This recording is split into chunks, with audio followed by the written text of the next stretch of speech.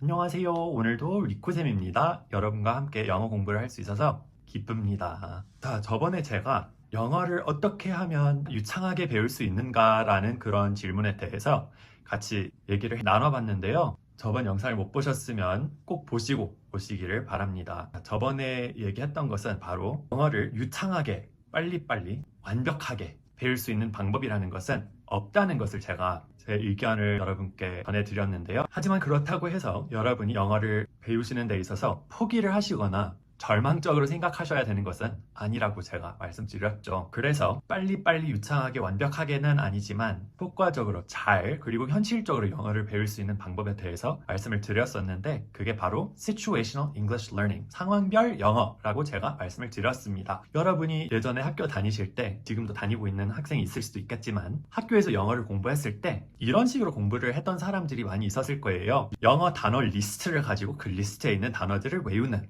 그런 식으로 배웠던 사람들을 제가 많이 봤습니다. 그리고 단어들마다 외웠을 때 한국말로 번역해서 한국어 단어로 외우는 사람들이 많이 있어요. 자, 왜 영어 단어를 먼저 외우는 걸까요? 많은 사람들은 한국어 단어를 영어로 번역해서 말을 하려고 하면 너무 콩글리시가 돼버릴 것 같다. 한국식으로 영어 하는 사람처럼 돼버릴 것 같다라고 하는 사람들이 많이 있고 영어를 한국 사람처럼 하면 안 돼 라는 생각을 가지고 공부하는 사람들이 많이 있어요. 그렇기 때문에 한국어 단어를 가지고 번역해서 영어를 배우려고 하는 게 아니라 영어 단어를 외우고 한국어 정의만 외워가지고 영어 배우려고 하는 거죠.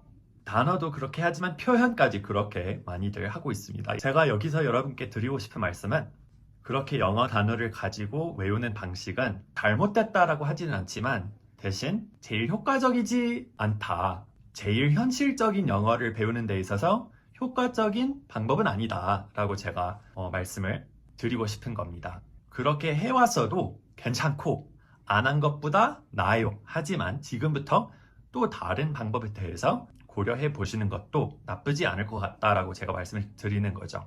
그럼 어떤 방법일까? 상황별 영어라는 것은 여러분이 자주 맞이하게 되는 상황에서 여러분이 전달하고자 하는 의미들 또는 느낌들, 영어로 표현할 수 있는 방법, 즉 직역이 아닌 의역을 배우는 겁니다. 여러분이 한국말로 대화를 하다 보면 여러 가지 표현들을 자주 한다는 것을 여러분들이 느끼실 거예요. 그러면 궁금할 수도 있죠. 이런 표현을 자주 쓰는 것 같은데 이 표현을 영어로 어떻게 하면 될까? 이렇게 여러분들이 공부를 시작하는 거예요. 여러분이 자주 말하는, 자주 사용하는, 자주 전달하고자 하는 그 의미를 영어로 어떻게 표현할까라는 그 의문을 가지게 된 다음에 직역하는 게 아니라 직역하면 바로 여러분들이 걱정했던 콩글리시가 나오는 거예요.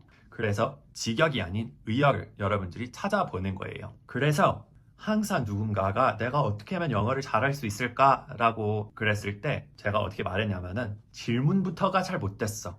질문부터가 틀렸어. 어떻게 하면 영어를 잘할 수 있냐가 아니라 한국어부터 잘해야죠. 한국어부터 잘해야 된다는 것은 내가 어떤 상황에 맞이했을 때 어떤 의미를 내 모국어로 표현하고자 하고 있는지 이것부터 내가 파악하고 있어야지 그거를 영어로 이제 표현하는 방법을 찾아볼 수 있는 거죠. 여러분들이 한국말로도 뭘 표현하고자 하고 있는지 파악이 안 됐는데 갑자기 같은 상황이 왔을 때 영어로 말해야 된다면 어떻게 말해요? 그래서 이 채널에서 제가 항상 말씀드리고 있다시피 수학 공식 같은 문법이 아닌 직접 번역된 영어가 아닌 상황별 의역, 상황별 의미 전달 이런 거에 집중하고 있습니다. 그래서 여러분들이 현실적으로 한국말로 말할 때 자주 쓰는 표현들, 자주 사용하는 단어들, 뭔지 이런 리스트부터 만들고 나서 하나씩 똑같은 상황에서 미국 사람들이 어떻게 말하고 있는지 찾아보신다면 훨씬 자연스러운 영어를 배우실 수 있을 것입니다. 이렇게 했을 때는 훨씬 쉽게 외워집니다. 여러분들이 나중에 기억할 가능성이 훨씬 높아지는 거죠. 왜 그러냐면은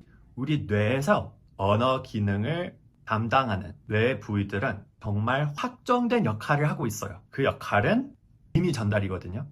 그렇기 때문에 어떤 상황에 맞이했을 때 어떤 의미를 전달해야 될지 언어 기능을 담당하는 뇌의 부위들이 항상 관리하고 있는 거죠. 여기서는 이런 의미를 전해야 되기 때문에 이 단어가 기억나고 이 단어가 이렇게 쓰인다는 게 기억이 나면서 단어를 기억하고 그 다음에 문장까지 구성이 되는 거예요. 그렇기 때문에 여러분들이 자주 전달하려고 하는 의미들을 그 상황에 연결하는 연습을 시작하시면 가장 여러분들이 뇌 기능에 맞는 방법으로 접근하시는 거라고 생각하시면 돼요.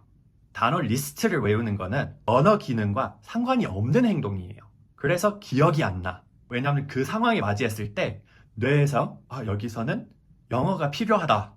그러면 지금 언어 기능들을 작동해야겠다. 이렇게 뇌에서 과정이 시작되는데 상황에 맞는 영어를 여러분들이 외운 적이 없다면 뇌가 그 영어를 만들려고 하는데 뭐가 없는 거예요. 완전 백지인 거예요. 그래서 여기서 영어를 뭐라고 해야 될지 모르니까 그냥 내가 잘하는 한국어나 해야겠다 해가지고 한국어만 생각이 나는 거죠. 하지만 여러분들이 이미 내가 이런 상황을 자주 맞이하게 되네. 이런 상황에서 내가 이런 의미를 전달하게 되네.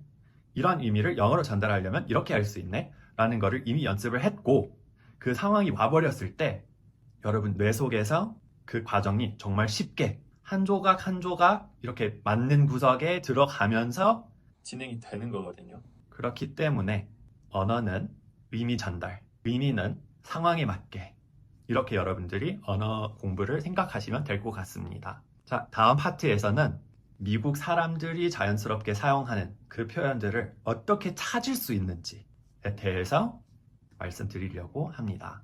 이미 사전에서 직역들이 너무 많이 나오고 있기 때문에 다른 방법이 필요하거든요.